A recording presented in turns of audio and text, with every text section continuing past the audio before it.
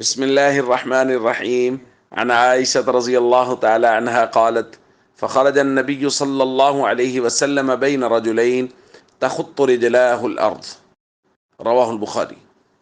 سیدہ عائشہ رضی اللہ تعالیٰ عنہ بیان فرماتی ہیں: لما ثقل النبی صلی اللہ علیہ وسلم واشتد وجعہ، نبی کریم صلی اللہ علیہ وسلم کا مرض جب بڑھ گیا اور آپ کی تکلیف زیادہ ہو گئی تو آپ صلی اللہ علیہ وسلم نے فرمایا: مروا ابا بکر فلیصلی بالناس، ابو بکر سے کہیے وہ لوگوں کو نماز پڑھائیں۔ جب سیدنا صدیق اکبر نے لوگوں کو نماز پڑھانی شروع کی، فلما دخل فی الصلاۃ، جب وہ نماز میں داخل ہوئے، وجد رسول اللہ صلی اللہ علیہ وسلم فی نفسہ خفہ، نبی کریم صلی اللہ علیہ وسلم نے اپنے آپ میں کچھ تازگی محسوس کی، کچھ بہتری محسوس کی۔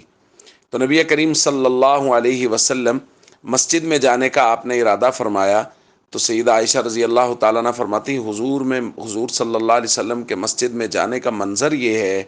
کہ آپ دو لوگوں کے سہارے مسجد جا رہے تھے، تخط رجلاہ الارض، اس طرح کہ آپ کے پاؤں زمین پر لگ نہیں رہے تھے، گھسٹ رہے تھے، جس کی وجہ سے زمین پر دو لکیریں بن رہی تھی۔ تخط رجلاہ الارض کا یہ مطلب ہے کہ حضور کے پاؤں زمین پر خط بنا رہے تھے، یعنی زمین پر گویا لکیر لگ رہی تھی نبی کریم صلی اللہ علیہ وسلم کے دونوں پاؤں کی وجہ سے۔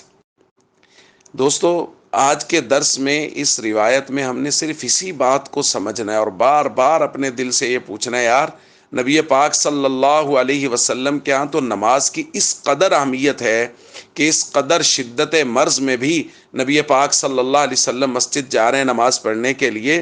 اور صورتحال یہ ہے کہ حضور کے پاؤں زمین پر ٹک نہیں رہے ہیں، لگ نہیں رہے ہیں، بلکہ نبی کریم صلی اللہ علیہ وسلم کے پاؤں زمین کے ساتھ رگڑ کھا رہے ہیں کمزوری کی وجہ سے۔ آپ صلی اللہ علیہ وسلم پھر بھی مسجد جا رہے ہیں، اور ہم 1400 سال بعد کے امتی، ہمارا حال یہ ہے کہ ہم لوگ نمازوں سے غافل ہیں، سالہ سال، مہینوں کے مہینے گزر جاتے ہیں نمازیں پڑھے ہوئے۔ تو ہمیں نبی کریم صلی اللہ علیہ وسلم کی اس ادا کو ہمیشہ اپنے سامنے رکھنا چاہیے۔ جب بھی نماز چھوڑنے کا خیال آئے تو ہمیں نبی کریم صلی اللہ علیہ وسلم کے پاؤں سے لگتے ہوئے وہ خط، وہ لکیریں نظر آنی چاہیے کہ آپ صلی اللہ علیہ وسلم نے اس قدر مشکل حالت میں بھی نماز نہیں چھوڑی، تو پھر میں اور آپ کس منہ سے نماز چھوڑ رہے ہیں؟ تو ہم سب کو نمازوں کی بھرپور پابندی کرنی چاہیے۔ والسلام علیکم ورحمۃ اللہ وبرکاتہ۔